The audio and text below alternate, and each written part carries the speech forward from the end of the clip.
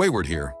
We were in reconciliation after the first D-Day, where my husband discovered my chats with other men.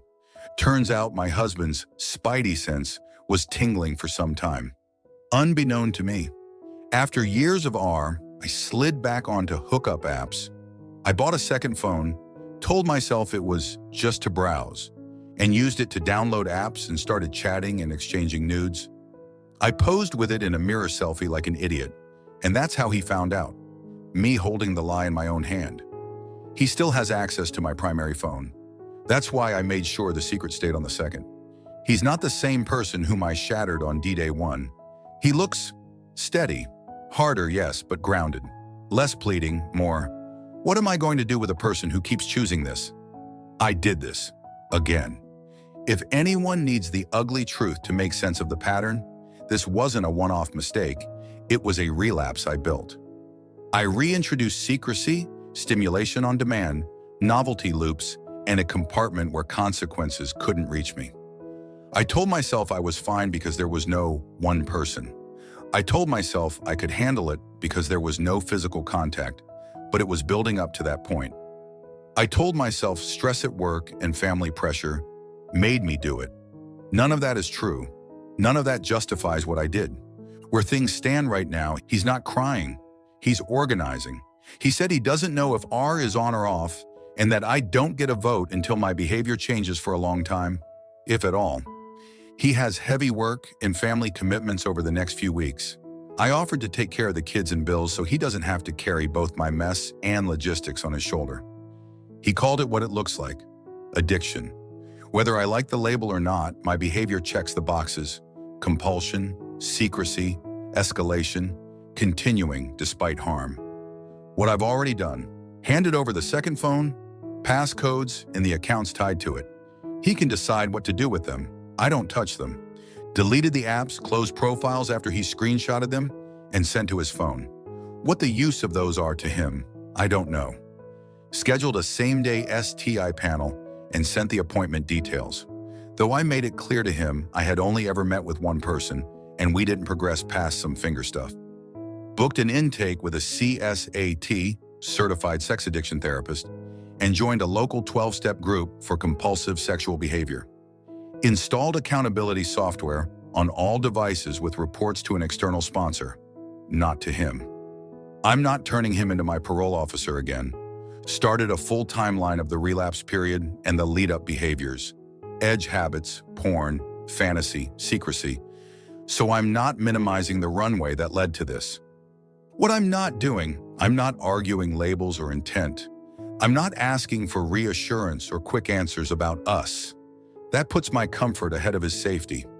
Meanwhile, the endearments have stopped.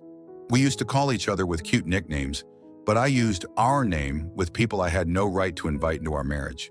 He doesn't call me by any nickname now, and he told me why. I wanted to argue it's just a word. It isn't. It's a boundary.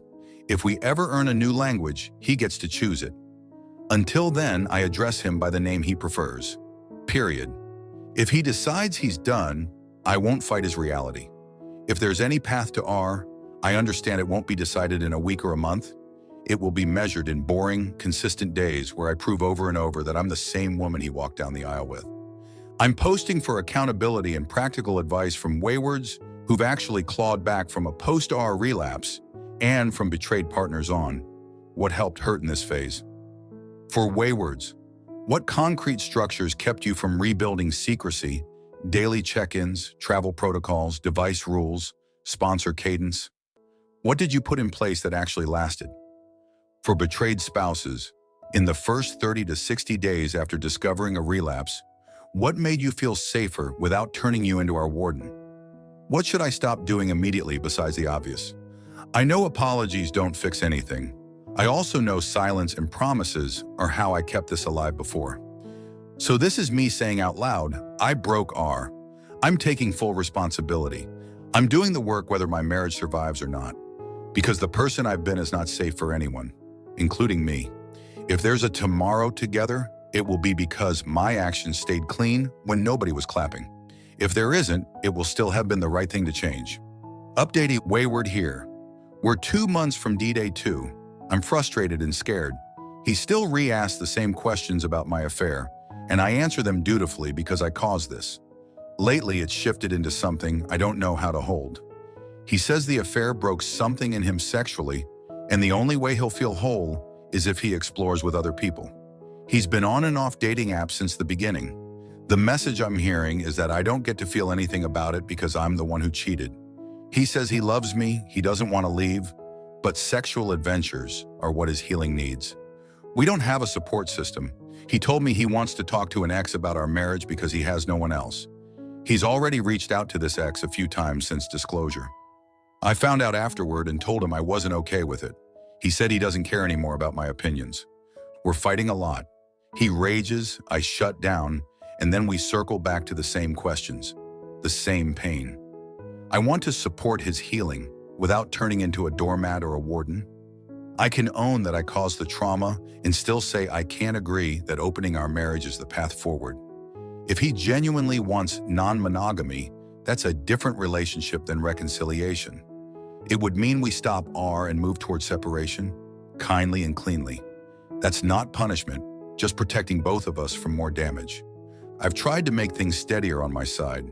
I keep transparency for myself, devices, accounts, no contact maintained, without expecting him to monitor me. I'm still in therapy for compulsive sexual behavior and in group. I've asked if we can try a simple rhythm so we don't burn each other down. One daily Q&A window where I answer anything. New questions on the spot. Repeats with the timeline in front of us so I stay consistent. And a pause if either of us starts yelling so we can come back calmer. I've offered to help him line up his own care. Betrayal trauma therapist group. So he's not leaning on an ex to carry this. I've also asked for a narrow temporary container while we decide whether R is even possible. No dating apps for either of us, no third-party sex, no ex involved in our marriage, and no midnight fights that go until we're wrecked for work. 30 days to see if safety and structure change anything. If either of us breaks those, then we call R over and focus on separation with as much dignity as we can manage. I'm not asking him to feel different or forgive me because this whole situation is inconvenient to me, but I'm just tired, frustrated. I don't want to keep doing this for the rest of our lives. I am saying that healing for him can't be built on me agreeing to be hurt in new ways or inviting old partners into our living room. If that's what he needs, I won't stop him, but I can't stay. Has anyone lived through this specific version, BP wanting outside sex to heal and wanting to process with an ex? What actually helped, short-term and long-term? If there's a healthier alternative to channel that urge, therapy, EMDR, somatic work, groups that focus on sexual grief, I'll help set it up. If the answer is that I've broken it past repair and the kindest thing is to end it now, I'll face that too. Final update. We are divorcing. He had a courier deliver me the papers, and that's the first time I knew he had hired a lawyer. I'm heartbroken for myself and for our kids. Shame keeps whispering that if I were worth fighting for, he would have tried again. But here I am, discarded and ejected. I'm not buying it. My worth can't come from his decision or a stranger's attention. It has to come from building a steady, honest life, even if I build it alone. Practically, I booked my own legal consult to understand the process and to protect myself. I won't contest what's fair or drag this out. We'll set a parenting plan, divide what needs dividing, and keep the kids out of the middle. My days are small on purpose. Work, meals, sleep, school forms, telling the truth even when it burns. I don't know what my life looks like on the other side of these papers. For tonight, I'm breathing, washing the dinner dishes, and setting out the kids' shoes for the morning. Grief and responsibility side by side.